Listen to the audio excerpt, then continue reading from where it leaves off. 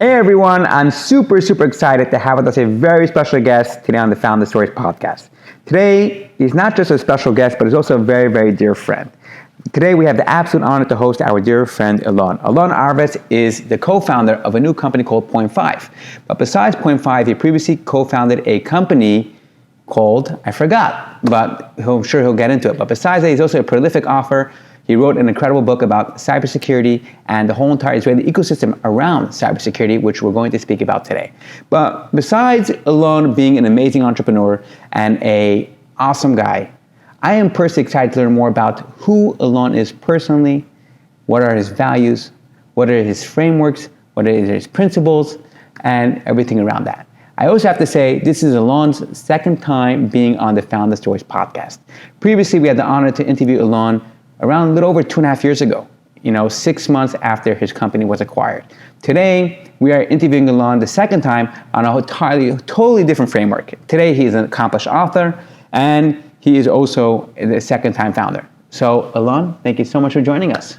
Thank you so much for having me again. Can't believe you do it again. well, again, it's always, there's always more to learn, and there's always more. You've grown tremendously since our last interview. So our last interview happened around 2.5 years ago. At that point in time, you've just sold your previous company, which was called Insight. There we go, Insight, to Rapid7 for $350 million, right? Since that 2.5 year period, you've gone on to write a book about cybersecurity. You've moved to US. You've gone on to found another company, which is growing tremendously already. And had one more kid. Wow. Let's add that. What is your motivation behind everything? Like, what's pushing you forward to do more, to accomplish more, to grab more out of life? Everything. That's a very good question, because very often it's very hard to unfold everything that drives you. Right. It's always a mix of a lot of things. So the main thing that drives me ahead is making impact.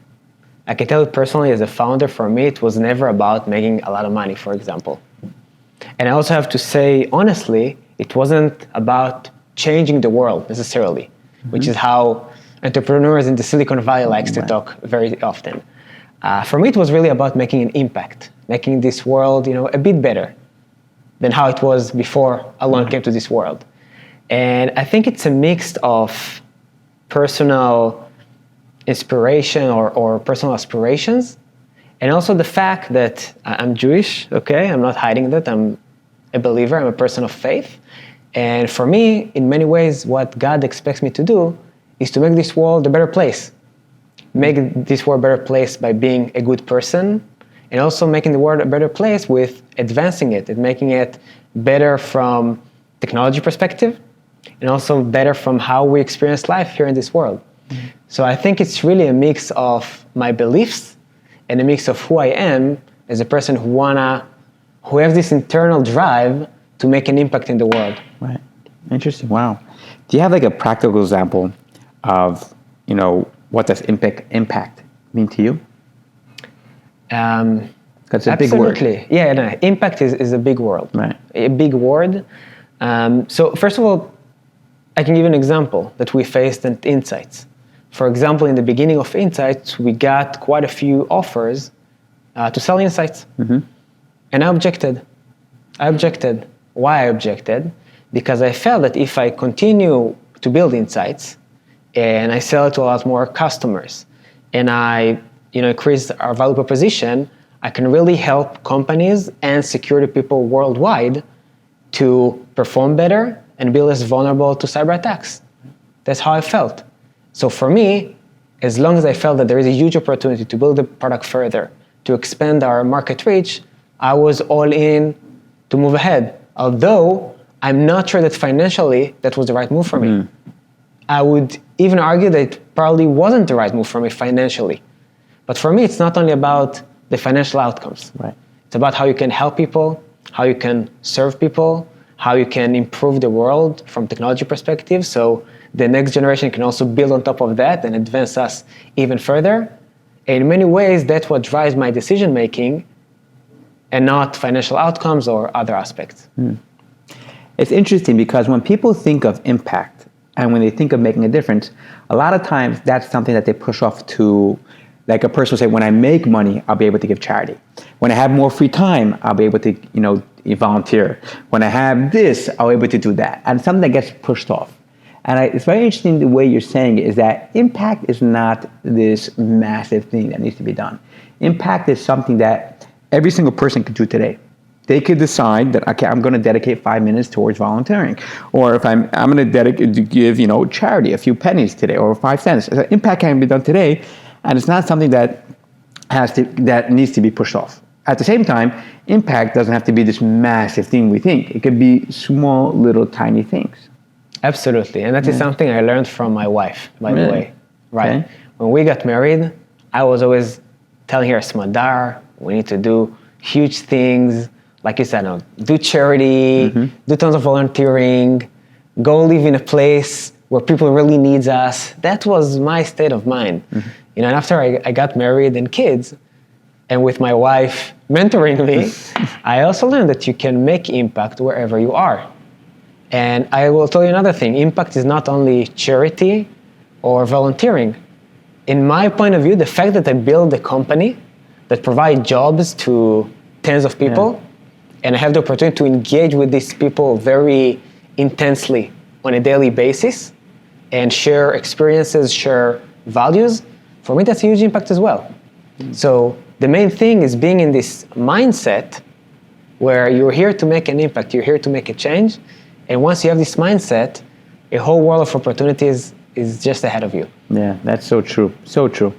How do you think marriage has changed you? So many ways.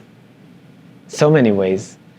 I feel that, first of all, it made me a more complex person. Not complex is not the right word. Like more a person that has to balance a lot of important things in his life, right? A person that has perspective. So before getting married, it was all about me in many ways, and what is the main thing I do in life. Right. That's what it's all about. Suddenly, you have wife, you have kids, you have family, and now you have to live a life that are full of different things that are very, very important to you. And one, it gives you perspective on what you do in your career, in your job, and you understand, okay, that's not necessarily the most important thing I do in life. I also have family, I have other things that are really, really important. So have this perspective and have this balance. And also it matures you in many ways. So you understand if something happened to you at work, like it's not necessarily the end of the world, because you have other things in life. Okay? And another thing is obviously the fact that my wife taught me a lot of things. So I talked to you how she helped me mature with understanding my mission in life and how I can make an impact. That's one more example. And also here, I'll be very, very honest and transparent. There are a lot of things at home that I hate doing. Cooking, cleaning, and getting married and building a family actually build within me this character where there are a lot of things that I need to do because that's my obligation, that's my duty. And being able to just go and do it, although I hate it. Right. So it taught me to do things I hate, which is an extremely important trait for any person and definitely any entrepreneur. So these are just a few examples, but there are obviously a dozen more. Right. It's funny, you mentioned the things that you hate doing, let's say cleaning and all these types of things.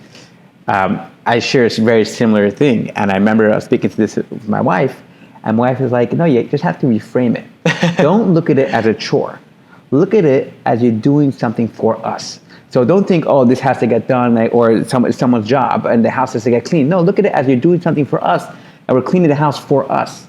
And like that, I know for me, it helped me like reframe the mindset. I'm not gonna say every single time I still wanna do it, but it definitely reframed it. So that was an interesting thing. Right. No, that's a very good perspective. And for me, it's also about what I'm doing for my kids.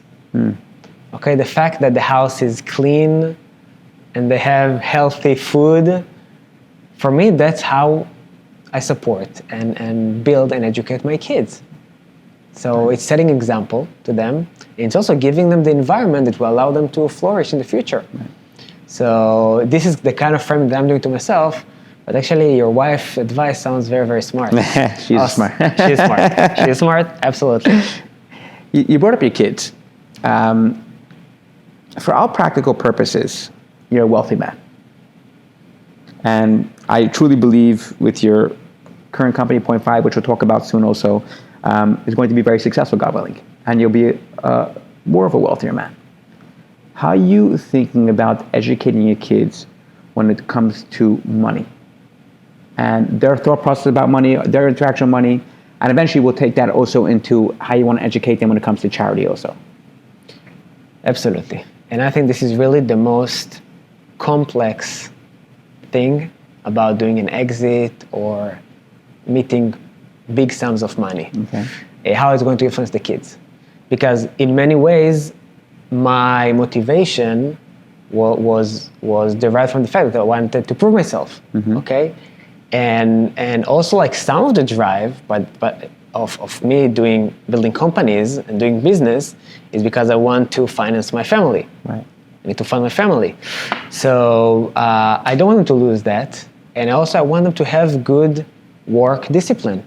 Okay, you have to work to be successful and to make sure you get the money you need to support your family. And you don't want them to be spoiled, obviously. So that's a very, very complex situation. So I think, first of all, I don't make a big deal out of it. Okay. Right?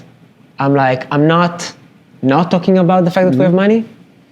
For example, my kid reached out to me just a few months ago. Dad, are we rich? Why? Because he heard from a kid in his class that his father told him that I did an exit. And he told him, oh, you're rich. And he was like, Dad, are we rich? And I was like, yes, we're rich. But it doesn't mean anything about who we are and our values and what we believe in. And we're just normal people. So it's first of all not hiding that. Yes, we have money. But in the same way, create a situation where we're just normal people. And how do we implement that? So for example, I'm not buying fancy stuff. Okay? Look at how I'm dressed. Okay? This is a Gap shirt. Right? I'm not buying fancy stuff. For me, that's a way of living, of keeping a certain simplicity that my kids can also grow in this simplicity so they won't get spoiled. Two, I don't buy them everything. Even if I can, even if I'm not concerned about the money, I won't buy them anything they want. I have a rule that I set for myself. Okay. On every yes, they get a no.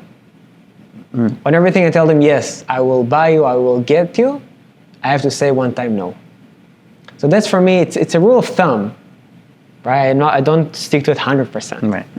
But it's something that helped me understand and remember that my kids have to hear no.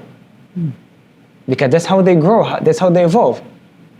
For example, my kid told me, Dad, I want to go see a Dallas Mavericks game. I want to see Doncic. Okay? And I told him no. Because he got a yes a bit earlier. And then he came back to me with a creative idea.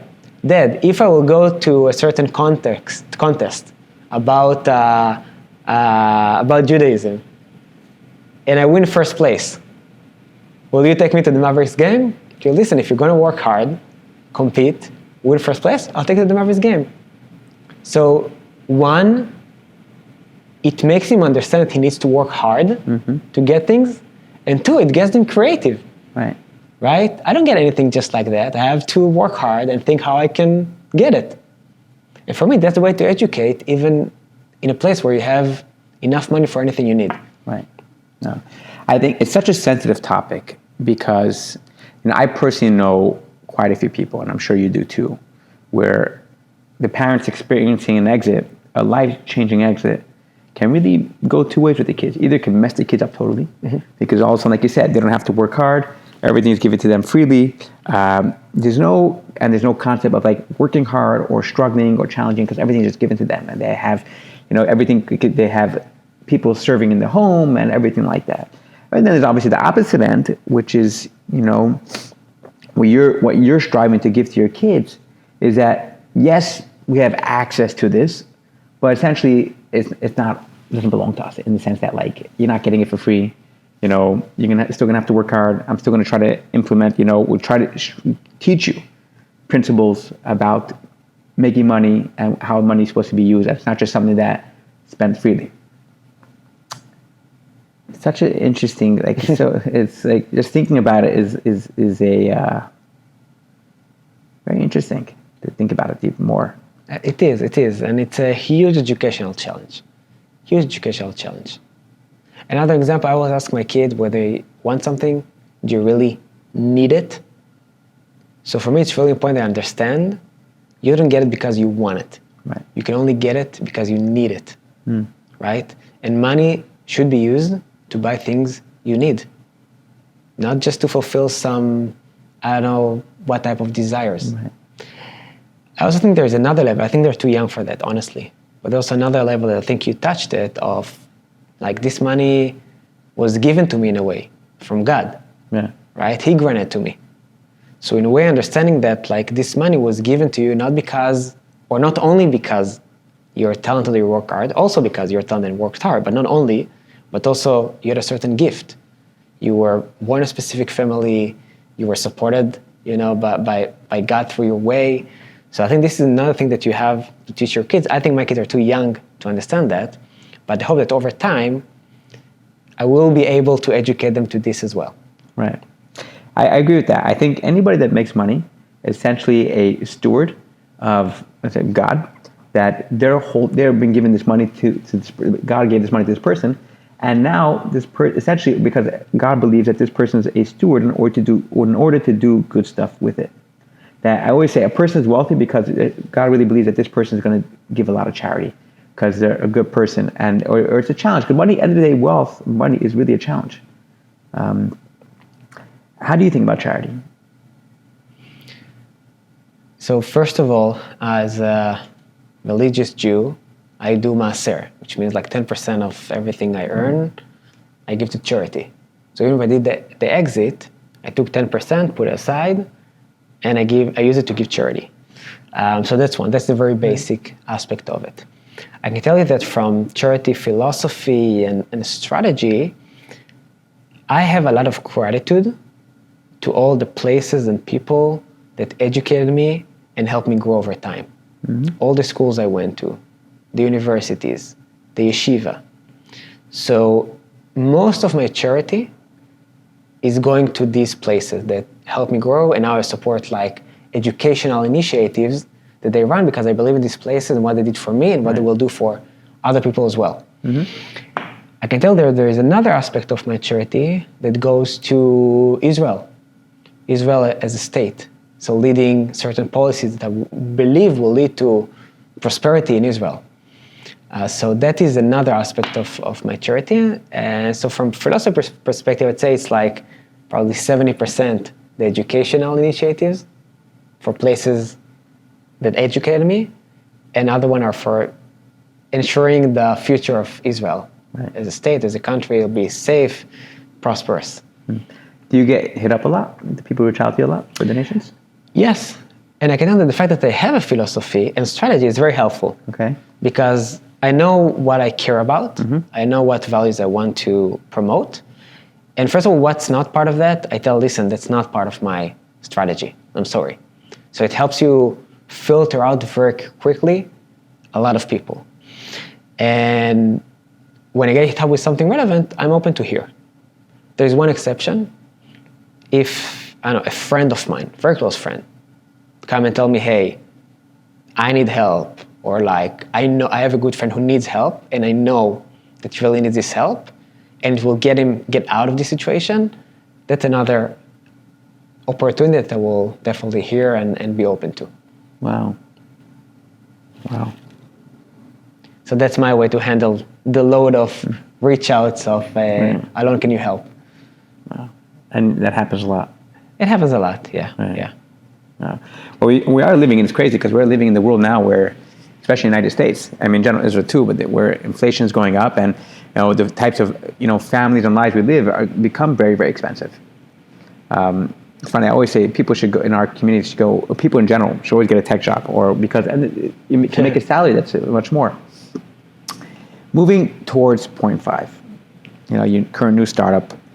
From my understanding, you left Rapid7 before your full earnout. Correct. How much money did you leave on the table? Yeah. Prefer not to expose the number, but it's in the millions probably. Right. Why? It's a very good question. First of all, and that goes back to the beginning of our conversation, I'm driven by impact and less by the financial outcomes. And in the beginning, when I got to Rapid7, I was very, very motivated to learn from Rapid7. For me, it was the first experience of working for an American enterprise. Right. First time. I want to learn everything there is to learn. The processes, how you manage things in this scale, new technologies. And I got really excited and really motivated to make an impact. I think that over time, I felt that it's becoming harder and harder.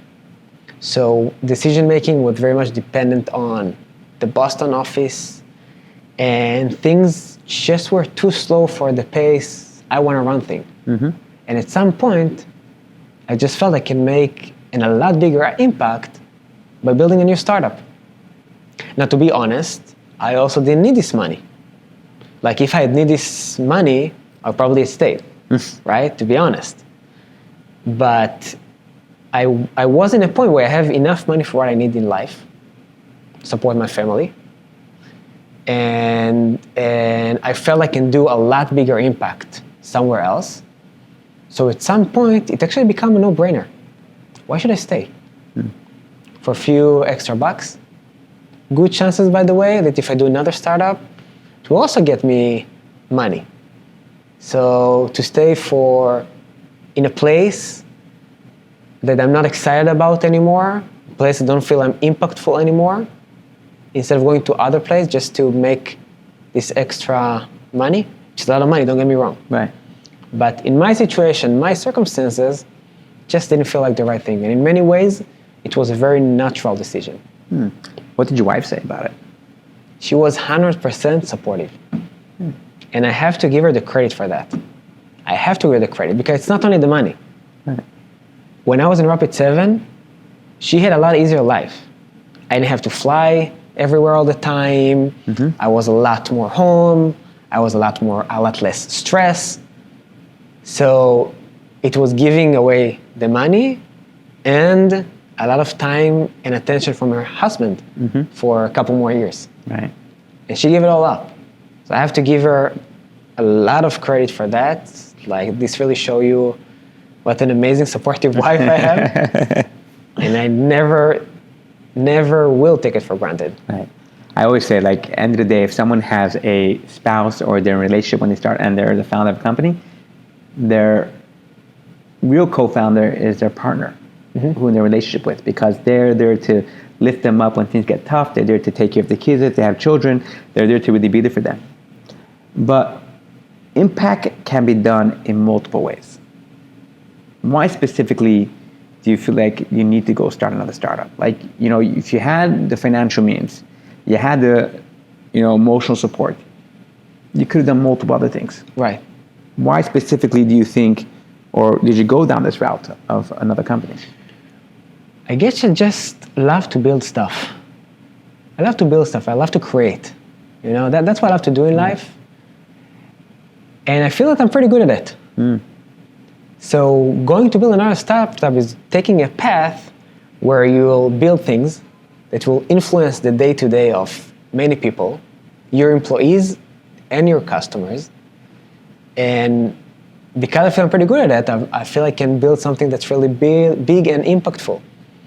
So for me, the building is something I was really passionate about.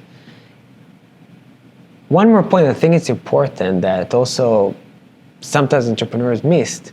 When you build a new company, there's a huge risk of not succeeding. Correct. And you have to do whatever you can to increase your chances of success. And your chances of success are increased dramatically if you do something that you have already experience or background with and that you're good at. So theoretically, I could have went and be a real estate entrepreneur, theoretically. Right. But honestly, I already have my background in technology. I know how to build software. I know how to do go-to-market. I already have my network. It doesn't make sense to go too far. Actually, the fact that I left my security background and went ahead to build a cloud cost management startup, that's not trivial to itself. Like for me, it came with a lot of dilemmas because I give up some of my experience and some of my network for a new space. But still, for me, it was still tech, still software, still something related to infrastructure, still B2B, selling to enterprises. So there are a lot of there that would allow me to leverage my experience and my knowledge and my talent. So for me, that was still not far enough not too far from what I had and what I knew to do. So it totally made sense to take this direction. Right. Interesting. What did you, you mentioned about you left your domain knowledge, your domain of expertise. So how did you go about educating yourself to make sure that you have that same knowledge and experience? I mean, the experience you didn't have, but the knowledge as you had in cyber, you're able to do that now also in cloud. That's an absolutely great question. And I even wrote about it once or twice. Okay. Because I believe that as an entrepreneur, even if you're a CEO and you're really focused on the business, in early stage startup, it's very important that CEO will have a very, very good understanding of the technology. Right. Because the first phases of the company, the CEO work on a very tactical level of getting the first customers, for example. So he's engaged with all the technical people he's selling to. And also strategy and tactics, or strategy and technology, are tightly coupled in the first phase of the company. Okay. So the technology you will build, the underlying architecture that you build in the early days is going to influence years ahead. And you have to make sure that these technological decisions are also driven by where you want to take the company in the long run. So they have to be tightly coupled. So I think that the CEO in an early stage startup gotta understand technology. That's, first of all, a baseline. From my perspective, so first of all, my cybersecurity background already brought me a significant technical background to world of cloud and infrastructure, because security for cloud or security for infrastructure requires a good understanding of these underlying technologies. So I already have this basic layer of understanding cloud and computer technologies. But I still had to build another layer of understanding cloud costs and how they behave and how I do optimization. And I did a few things. One, I love books. That's my way of learning new stuff. I read all the time. So I actually bought a book, like 400 plus pages book on AWS cost optimization. And I just every day sat and read through the book until I finished it cover to cover, technical book. So that was one. It pushed me ahead tremendously. And two, one practice that I learned in the past from one of my teachers in my yeshiva. He told me the best way to learn something is that every time you engage with a question, go and figure out the answer and learn about it deeper. So every time a customer says a word I don't understand, or I explain something and I realize, wait, I don't fully understand that, or there are specific aspects of it that I still need to better learn, I go ahead and learn. Watch YouTube videos, ask ChatGPT, read online until I'm 100% sure that I understand it. So this way I can, on an ongoing basis, always make sure I learn and evolve from understanding the technology as well. I like that. It's definitely an incredible approach. You mentioned before in the beginning that, so in the beginning right now, that when you're building technology, you're also thinking about like years ahead. Can you elaborate that more? 'Cause I actually like that a lot. Absolutely. So actually one of the first thing I did with my company and all the employees that we had, our first set of people, I told them, listen, this is where we're going as a company. For example, we want to do go-to-market with MSPs. Eventually, won't happen necessarily in the first year, we'll get there. So What are MSPs? Yeah, it's a good point. Managed service providers. These are partners who sell your software and add services on top of it. Right. So I told them that, and I gave them 5 go-to-market principles around who we are and how we want to get to the market. So listen, you need to build the architecture of the platform based on that. So for example, when we built our platform initially, it already supported capabilities or needs that we know MSPs will need in the future. Another example, we told them we want to go way, way, way deeper than all the other platforms in our space. All the other platforms, they rely on the billing and financial data from the cloud providers. Right. We said we want to give deeper insights to our customers on how the infrastructure is actually working, behaving on a daily basis, so they can understand what created this cost. So our infrastructure today supports collecting data points that are not only financial data points about the usage patterns of your infrastructure, performance metrics of your infrastructure, different types of telemetry about the way you use your infrastructure. So all this data that is now collected by PointFive on an hourly basis was a result of early thinking on how we're going to build our product, the fact that we want to go very, very deep on the infrastructure level, and that is going to serve us 10 years ahead. Right. How did you acquire your first customer in PointFive? It's actually a very interesting story. Okay. It's a very, very big digital bank, one of the top 3 in the world. And actually the introduction was made to us by an investor who wanted to invest in us on the seed round. And we ended up not taking his money, not taking him as an investor, but he made the introduction. And we had a very good bond with the person there who lead all the cloud cost management. And we offered him, hey, why don't you be a design partner? Like, give us some advice. We'll connect to your environment. You can use our platform for free for a certain amount of time. And once it matures, you can become a customer. And he will say, you know what? Yeah, why not? And we really built the product like step by step with him. He gave us the feedbacks. He gave us the direction of where we should take the product, what would work, what wouldn't work, what would be more impactful, what would be less impactful, and really build the product together with him. And once we felt we were mature enough, we said, okay, that's the time for a formal POC. So he got all the stakeholders from his company, and we said, okay, let's do a formal 2-week POC. They all tested the platform. They loved it. We showed them amazing impact. And we moved ahead to procurement. Actually, it was very, very hard to get the budget because they budgeted and then they canceled the budget. And we're like, oh my God, like we went so far, like it's not happening now. And then we're able to get back the budget based on the business case we built with them. And then fast forward, a couple months, we closed the deal. It was amazing, like 6-figure deal, our first deal, very big 6-figure deal for the beginning. It's an amazing head start. And actually, we're going with this customer on stage in November in a very big conference to talk about our joint case study.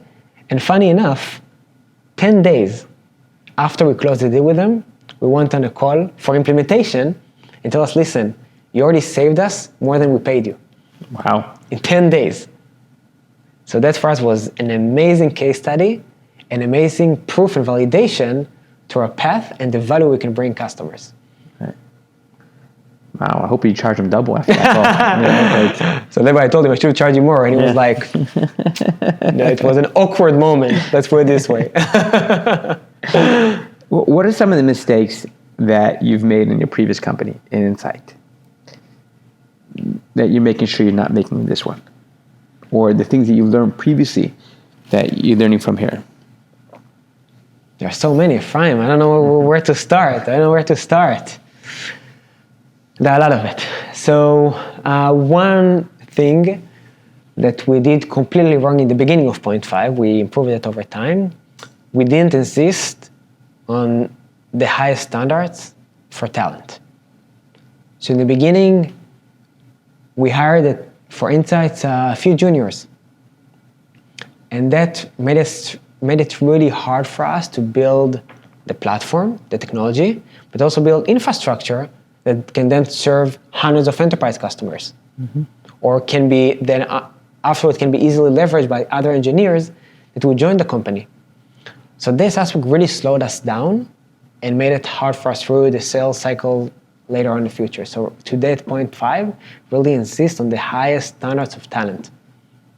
And some people join us and we feel it's not the right fit from what we expect. And typically it's a joint decision to separate. So that's number one most important insight from insights.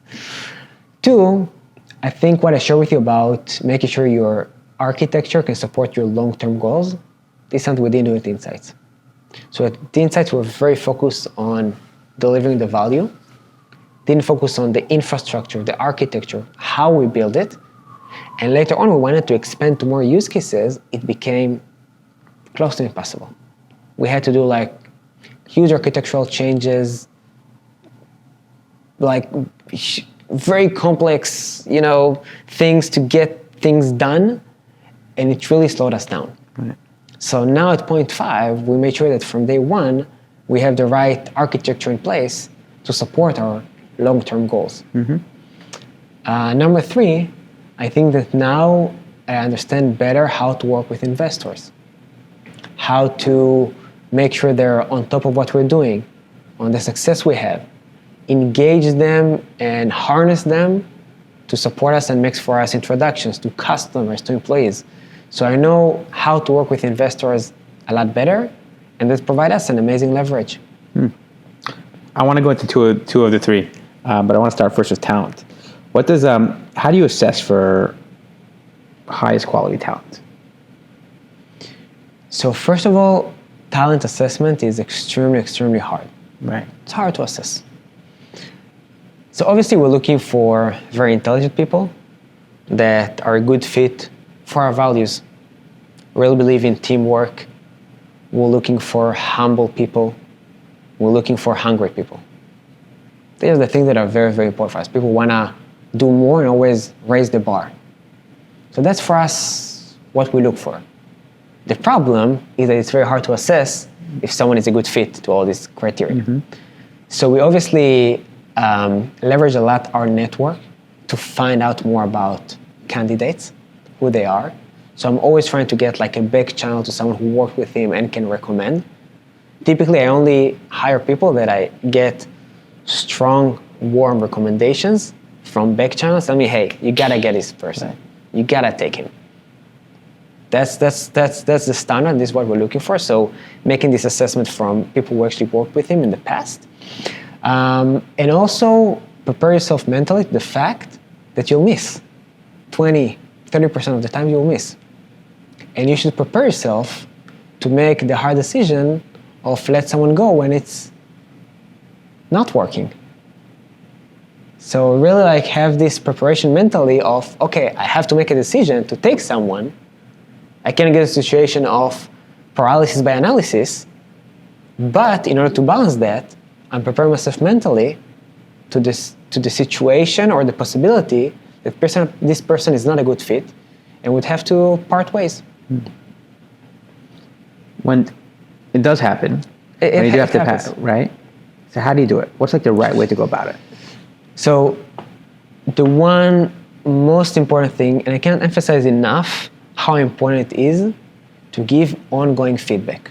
Okay. Every time I feel someone does something exceptionally good or does something below our standard, I want to make sure I let him know within a week or two.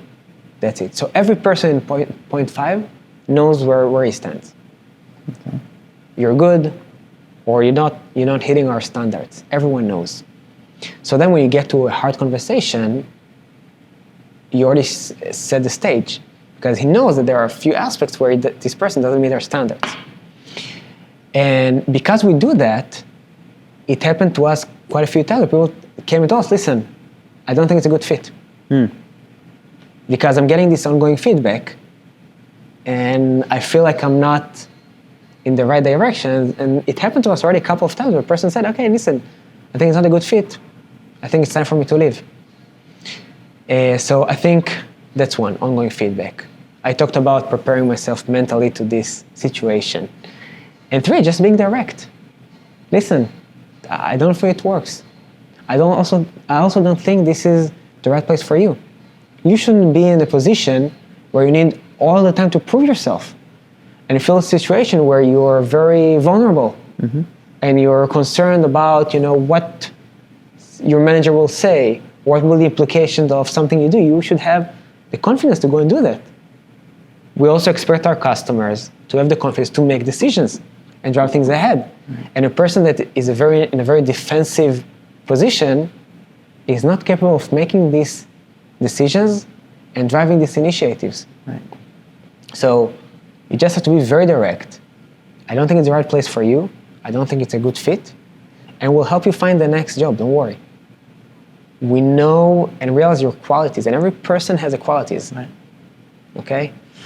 In Hebrew we say every pot has its cover. Yeah. So every person has the right company for him. I really believe in that. I can tell you at Insights, people that left us, I was like, oh my God, how is this person going to find a job? Like, he did such a terrible job with Insights. And every one of them found a job. And sometimes I go and I see people like within a company for 2, 3, 4 years after Insights. It means they're successful.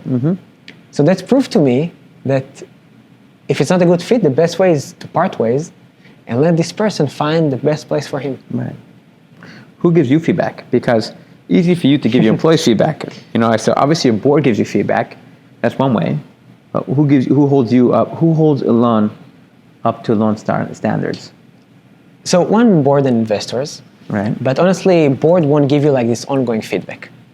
To only give you the feedback after you hit very bad results, typically. Okay? Not always, but typically. For me, it's also very important to get feedback from my founders, because my founders are honestly very open with me about what I do better, what I do worse, and they will give me this feedback. And I also work very hard on create the right environment for my direct reports, so they can also give me feedback.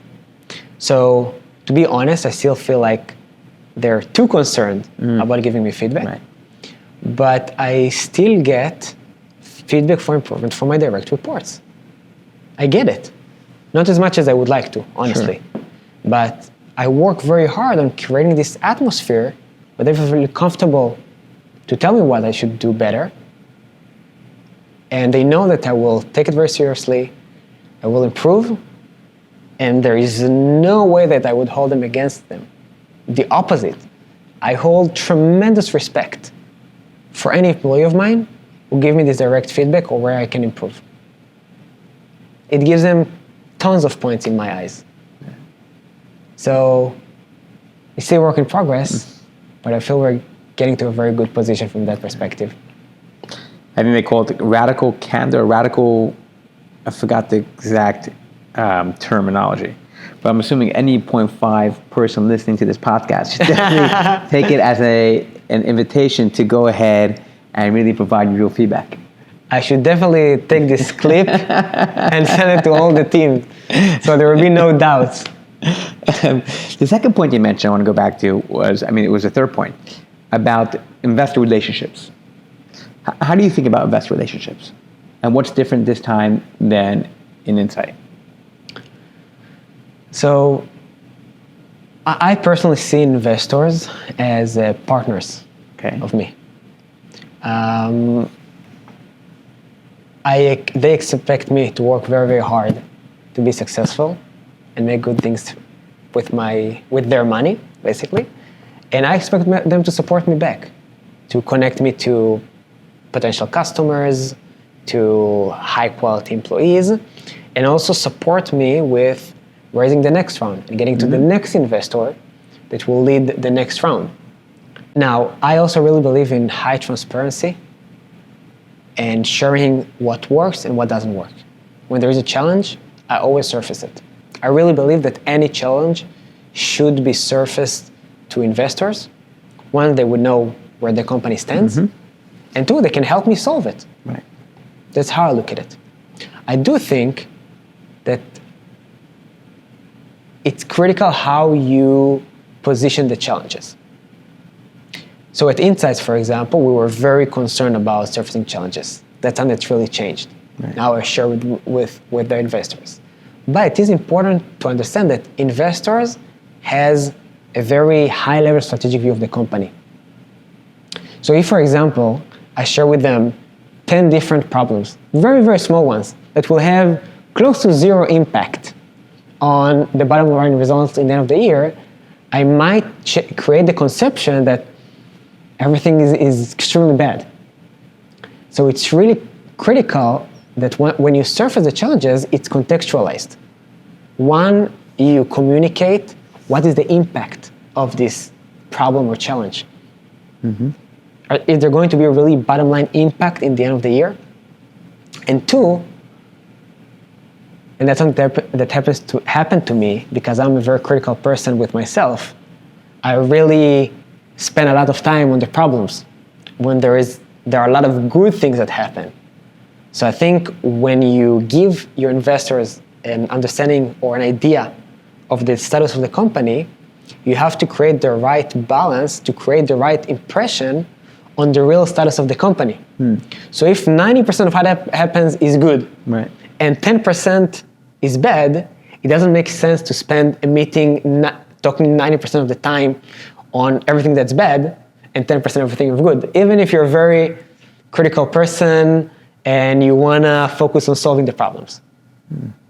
So that is my approach to managing this candid conversation and communication with investors. Right. Interesting. Definitely interesting. How did you go about choosing your investors this time? So I choose investors, one, by who they are. I always want to work with a person that will have good time working with. Right.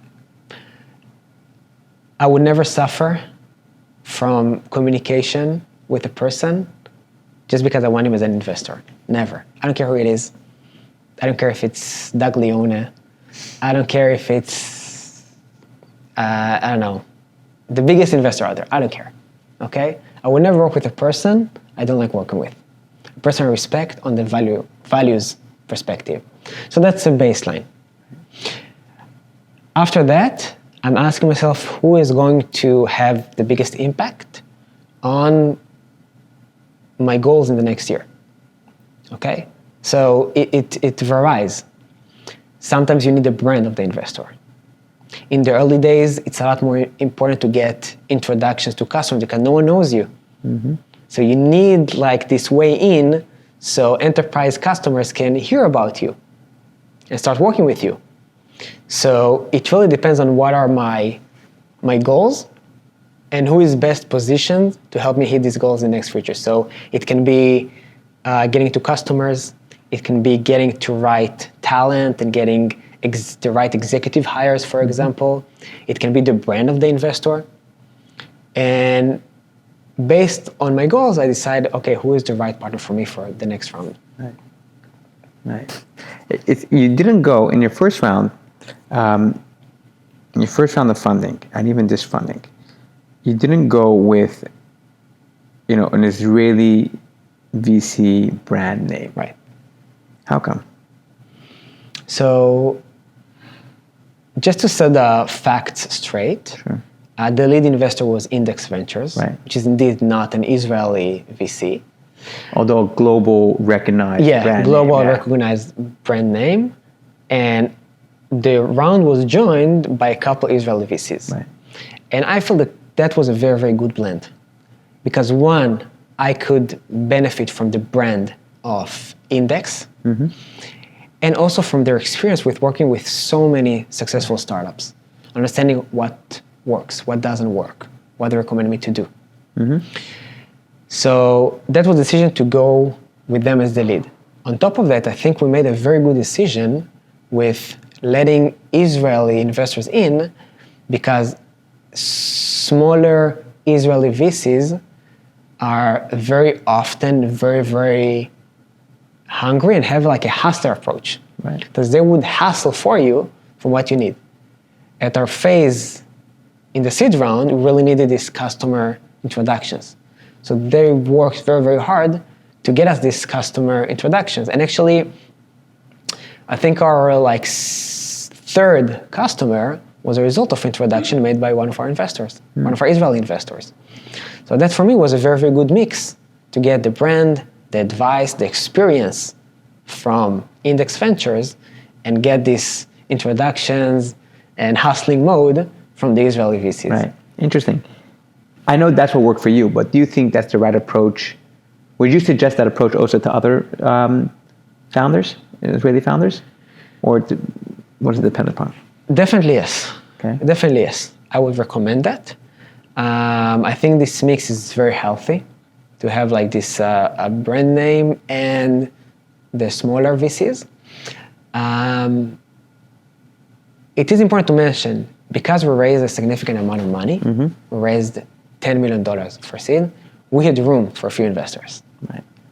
Not every entrepreneur had the privilege to get a few investors around the table. When we started Insights, we raised 1.8. There is no way you can, put into $1.8 million more than one VC, right? So we had a privilege. For an early stage startup, it's a very, very good question.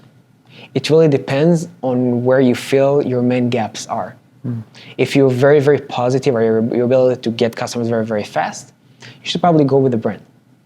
If you need these introductions, engagement with customers, because you still need to go through validation for your product, you have no good network to get to these customers, then I would lean more towards like the hustler VCs, let's call them this way. It's not necessarily Israeli, by the way. Right, correct. Yeah. I would call all emerging Smaller, managers. Right. smaller, emerging, but the most important thing is that they would be real hustlers. Right. It's true, because I do think, and I have seen, and I've mainly heard this from other founders, primarily second-time founders more than first-time founders, because first-time founders, it's all the excitement about raising a lot of money, but like second-time founders are more like, I'd rather have the VC that's really going to push me, work for me, and they'll go with like the route you went, like go with smaller funds or new emerging managers that have that hustler attitude that need to prove themselves. Because a lot of times when you go for a global scale VC fund, not necessarily, you're just like a tiny little percentage of their fund, not even if you're lucky, right? You should ask the GP over there, like how much money, how much does the investment in our company represent? Otherwise you'll never know. But the other thing you did differently about this time also is that you moved to the US in order to build this company. One, I guess, is how come? And two, do you think that's the right path for most Israeli founders are looking to build a global company or a company here in the US? So generally, I think that's the right path for entrepreneurs that sell to enterprises. Right. So if you're doing B2C, I don't think it's necessarily critical because you work mainly online, on the web, and with enterprise, you have to get directly engaged with customers, and there is no replacement for this. Correct. For the face-to-face. No, there's no replacement. I think in the very, very early days when it's founder-led sales, it's very important that the founder that lead the business side will be here and can meet someone in person. So the first customer I told you about, so he has, the decision maker is in the Midwest. The person who owns the budget is in North Carolina, and the team is in someplace else. Wow. So I was like flying there to get it closed, to get it done. So it's very, very important to be here and have this flexibility of going all over the place to meet the people in person and drive these deals ahead to closure. I think that over time, as you build the sales team, it becomes less critical. So theoretically, you can live in Israel, come here once a month, and just meet the most important prospects. But even in this phase, there is a huge advantage of being here because it signals something very, very good to candidates and to investors. Because when candidates, a VP sales, he now sees that the CEO is here in the US. One, he understands that this company is going to invest in the US, in his territory. And two, he understands that he's going to be very close to the CEO. So he's going to be very close to the decision-making process. So that also pushes him and incentivizes him to join PointFive. Right. And three, it shows him that although I'm a second-time founder, although I don't necessarily need the money, I'm here to work hard. If it means moving with my wife and 4 kids to a different country, I'll do what needs to be done. So that's an amazing signaling to candidates. Definitely helps attract very good talent, and also very good signaling for the same reasons to investors. They see how willing I am to work hard and make sacrifice for the company, and also my strategic thinking about how I'm going to build this company in the long run. Right. Yeah. I definitely. So you would go ahead and suggest it as a right move to other Israeli founders that are looking to build enterprise companies. Yes. I have to say, you can succeed without it. It's not like you have to do it or otherwise you won't succeed. You can succeed without it. Right. It's a possible. I don't think that under any circumstances you have to move. I also personally think that at some point in the company mature, you can go back. Right. Okay? And to be honest, my plan is one day to go back. I don't plan to stay in the US for my entire life. So that's the plan. But it's definitely helpful. I have no doubt about it. Was it a challenge for your kids? Absolutely. Absolutely.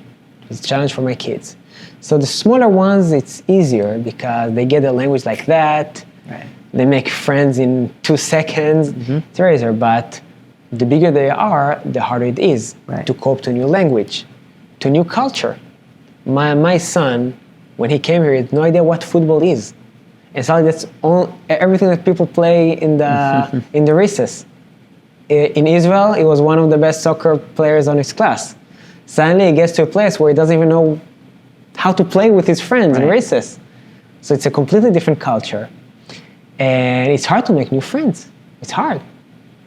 So it's huge challenges, and the bigger they are, the harder it is. And it's not only a challenge for my kids, it's also a challenge for my wife. We had to leave her job that she loved and look for a new one here. Again, new culture.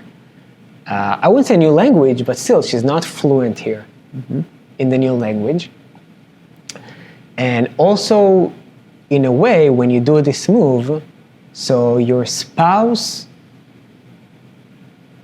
will always have like small feeling, even if she's supportive, and she's supportive, just one thing that she did it for you.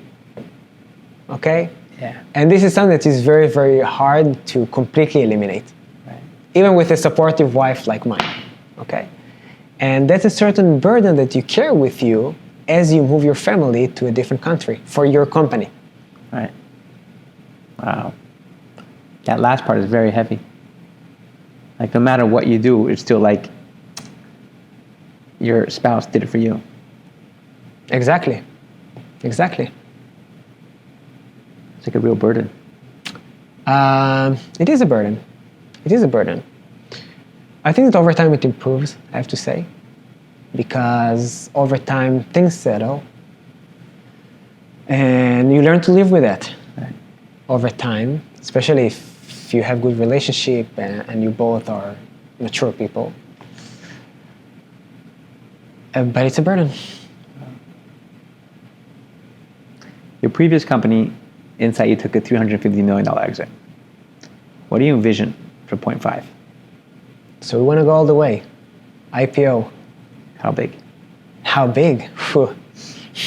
I haven't went with my thoughts that far. But for us, it's building a sustainable company. Okay, for me, it's not about if it's worth $10 billion or $100 billion. That's not the point. For me, it's building a sustainable, profitable company that can run for the long term. I really hope that it will be a company with a large base in Israel. So it also have a very positive impact on Israelis and the Israeli economy. But that's the main point. It's not about 10 billion or 50 billion or 100 billion. That's not my thing. The main thing is sustainable, profitable. I love how you inserted that profitable and long term. Right. That's it. How do you overcome barriers or fear or lack of self-confidence or the chatter in your head? How do you break through those stuff? So I think that was one of my key learnings from Insights, I have to say. And Insights, I remember myself in situations where I was like, oh my God, how can I make this decision? Investors put millions of dollars in my company. This decision is going to influence us years ahead. Very often it was make or break. I remember myself like standing, I remember like, you know, the place in my home where I stood up when I had this discussion and this dilemma with my co-founder over the phone. And I was like, how can I make this decision? And what I learned over time at Insights is that in the end of the day, you are the best position to make these decisions. There's just no one else. Mm-hmm. So you can talk to people, you can consult, but at the end of the day, you know your company, you know your team, you know your customers better than anyone else. Right. So you're the best position to make these decisions. And two, there is no one out there that can make the decision for you. Yeah. So you just have no other choice. And for me, these two aspects made it a lot easier for me to make decisions and have the confidence that I'm making the best decision possible in my situation. Right. And for me, I'm not looking for perfection. I'm looking for the best I can achieve as a person and with who I am. Yeah. That's all we could do. Exactly. That's all we could do, to show up every single day. Exactly. You know, we're currently right now in the month of Elul. Elul, for those that don't know, is in the Jewish calendar, it's the month before the high holidays. Right. And it's called the month of reflection. So we're supposed to spend the whole entire month in reflection and introspection to really, investigate our character, our actions, where can we improve for the upcoming Jewish New Year, and really make resolutions of what we can improve on and things like that. You as a spiritual person, I have no doubt that you're probably doing one thing or another in this month around that aspect. So I'd love to know, what is it that you're currently reflecting on? What are the things that you're hoping to improve, I guess, within your character or take upon new resolutions or things like that? The things that we can learn. Absolutely. So, first of all, you're making an assumption that I'm doing reflection. And I am, but not enough. Honestly, I'm so much into the PointFive that almost every evening I tell myself, oh my God, it's Elul, and it's not top of mind, honestly. So that's a certain frustration I have. What I am trying to do is be a better person, a bit more. I heard once I heard someone saying that when you want to take on yourself good deeds and new habits, new good habits, you should always think what you want to do, cut it in half, and then take it on yourself. Always half of what you want to do. Because that's the only way you can make it achievable. So I'm trying to make this month small increments that will make me a better person. Small increments in how I'm less, criticizing my family, for example. So trying to talk nicer, be less critical. Trying to pray more, okay? Trying to do and stay more focused when I pray. So there are just a lot of small things that I know I need to fix. And this month I'm making the extra effort to fix in specific. Right. So that's my way, when I'm still a founder, and honestly, my mind most of the time is there in the startup, still make this month a special month when I can make at least progress or a bit more good than I usually do. Right. I like that. If you had the opportunity, you had a massive megaphone, you're able to really share a message with the world, that people would hear. It could be young people, old people. What would that message be? So that's sending me directly to the situation in Israel. Personally, I have to say, I'm not too concerned about the situation from security or defense perspective. I feel it's very strong. I feel it can stand against her enemies. I'm mostly concerned about the polarization within the Israeli community, with all the Israeli society, between these two camps who cannot trust each other and cannot believe in the good will and the good intentions of the other side. Right. And that's a huge barrier that looks to me so big and so hard to overcome and to bridge. And I see the same things happen in the US. Now I live in the US. So I'm also exposed to the same processes that happen here in the US. Right. The polarization, the inability to say something good about the other side. Just say something, one thing that is actually good on the other side. That's it. And it's impossible to see. Everyone automatically go to support their camp and oppose the other camp. So for me, I don't expect people necessarily to move between camps, but we'll at least see the good intentions and the good things on the other side. That's it. That's for me the main message, and I think this is a message that should go worldwide to everyone, so we could bridge the gaps between these two camps that just keep on being polarized all the time. Right. No, I firmly agree. At the end of the day, we all breathe the same air. We all drink the same water, right? Exactly. We're all here eating the same food. We're in this world for, God willing, 80, 90, 120 years. We're here to make a difference. We're here to think about what favor can I do for another person? How can I impact someone else's life? Because I'm just thinking about myself all day. A, I'm selfish, but B, you're never going to be happy because you're stuck in your own head. But going back to what you said in the beginning of the conversation, that we're here to make impact. And impact is done through impacting someone else's life. And that's the whole point. There's no I'm a giver, I'm a taker. No, sometimes you're a giver and sometimes you're a taker. Right? The world lives on this whole reciprocity principle. It's BS. Sometimes you're a giver, sometimes you're a taker. And you need a giver needs a receiver, and a receiver needs a giver, right? You need both, so don't give and take. And that's what the world is like. Alon, I want to thank you.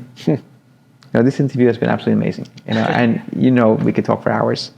And there's going to be a third interview, for sure. The third will be 2 years and a half. But now I need to write another book as well. Right? Oh, we didn't even talk about your book yet. For all those that want to know about Alon's book, definitely go to, what's the book called again? The Battle for Your Computer. Battle for Your Computer can be found on Amazon. Amazon, right? Exactly. One question regarding your book. What surprised you most about writing a book? About writing a book? I was surprised by how hard it is to write a book. Especially for a person who's running around all day and doing stuff, and suddenly, sitting in front of a laptop and writing and make it interesting and accurate. That was so hard to focus, so hard to sit down and do it. So as a person who's done a few things that are hard, that was by far the hardest one. Wow. Coming from you, that's a lot. Yeah. But that's the truth. At least for me and my character. You know, some people just start writing and it just flows out of them. For me, it was a real challenge. Wow. Alon, thank you, my friend. Thank you, friend. It was really awesome.